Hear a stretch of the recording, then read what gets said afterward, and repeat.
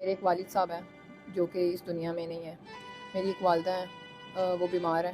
ان کی یعنی کہ میں کرتی ہوں دیکھ بھال. میں جاب کرتی ہوں اور جاب کر کے ان کی یعنی کہ کرتی ہوں. کوئی بھی رشتہ دار مجھے نہیں پوچھتا کہ کوئی مدد کر سکے، تو اس لیے میں یہاں تک آئی ہوں، اس پلیٹ فارم تک. آپ کے جو فیملی میں اور کتنے ممبرز ہیں؟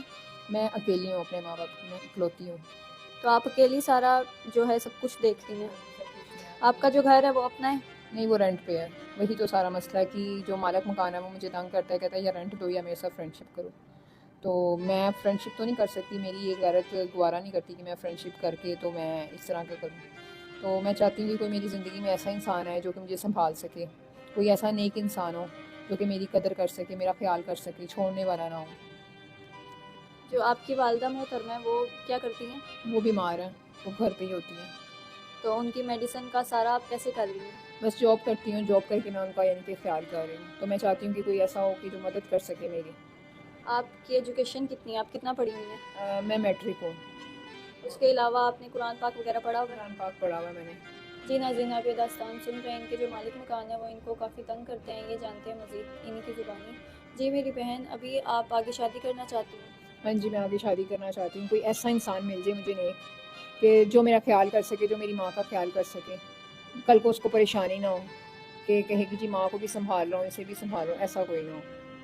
ہمارے پاس جو رشتے ہیں، ہمارے ساتھ جو مرد حضرات رابطہ کرتے ہیں وہ بڑی ایج کے ہوتے ہیں. تو آپ کو بڑی ایج سے کوئی ایشو تو نہیں ہے؟ مجھے صرف ایک اچھا انسان چاہیے جو میری قدر کر سکے. مطلب آپ کو بڑی ایج سے کوئی مسئلہ نہیں ہے؟ مجھے کوئی مسئلہ نہیں ہے. ٹھیک ہے. اور اگر وہ آپ کو باہر لے کے جائیں؟ تو میں چلی جاؤں گی، کوئی مسئلہ نہیں. ٹھیک ہے.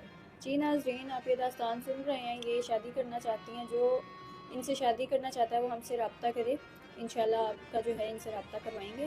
جی میری بہن، مجھے یہ بتائیے گا، جو مالک مکان ایسے تنگ کرتے ہیں آپ ان کو کیا کہنا چاہیں گے؟ ان کو یہی کہنا چاہوں گی کہ ان کے گھر میں بھی ماں بہن ہے، تو اللہ تعالیٰ ان کو ہدایت دے کہ کسی کی مجبوری کا ناجائز فائدہ مت اٹھائیں. کوئی آپ کو اللہ تعالیٰ خدا کا خوف دے آپ کے دل میں.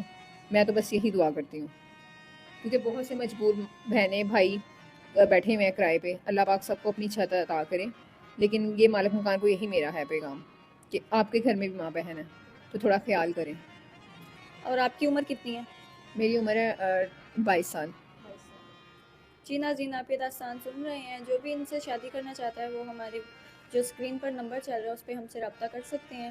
اور جو ان کی ہیلپ کرنا چاہتا ہے، جو ان سے نکاح کرنا چاہتا ہے، وہ بھی ہم سے رابطہ کر سکتے ہیں. انشاءاللہ آپ کا رابطہ ان سے کروائیں گے ہم. اس کے علاوہ ہمارے ساتھ وہ حضرات رابطہ کریں، مرد حضرات جو ہیلپ ریئل میں کرتے ہیں، وہ نہیں جو صرف دوستی کے لیے نمبر مانگتے ہیں یا صرف وہ کہتے ہیں ہمیں تھوڑے دنوں کے لیے دوستی کے لیے ایک لڑکی دو، یا اس طرح سے. یہ چیزیں ہم نہیں کرتے ہیں کیونکہ یہ اس طرح سے ہمارے چینل کا بھی نام بدنام ہوتا ہے. ہم ریئل کام کرتے ہیں اور اس میں ہم نکاح کرواتے ہیں. مرد حضرات ہیلپ کرتے ہیں، یا جو بھی ہماری ناظرین دیکھ رہی ہے وہ ہیلپ کرتی ہے. تو آپ ان کو کیا کہنا چاہتی ہیں؟